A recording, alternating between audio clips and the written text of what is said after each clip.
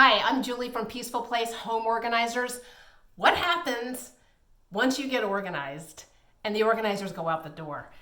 A lot of our clients are worried that, oh my God, it's not going to stay organized. I'm just going to go back to my old ways, and then I would have wasted all that money and time. That's why we have a service called Peacekeeping.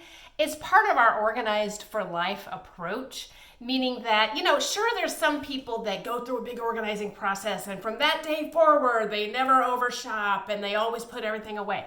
Okay, but that's just not true of all of our clients. So our peacekeeping maintenance program, it looks like this. So some people do it once a month and some twice a month, but it's 2 hours. An organizer comes in for 2 hours. You can either be there or not.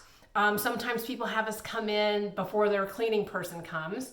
And what they're going to do is work with you on tweaking the existing organization, like this drawer isn't really working, let's do it a different way. Or I just bought this and I need to get rid of something else and we need to find a place for it, so let's work on that.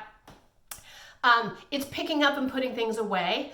And basically it's doing what your cleaning person wishes you had been doing all these years, because it's going to take her less time when everything is picked up. So peacekeeping maintenance is a really good service that a lot of our clients use because they, and basically at the end of the day, they end up changing their behavior.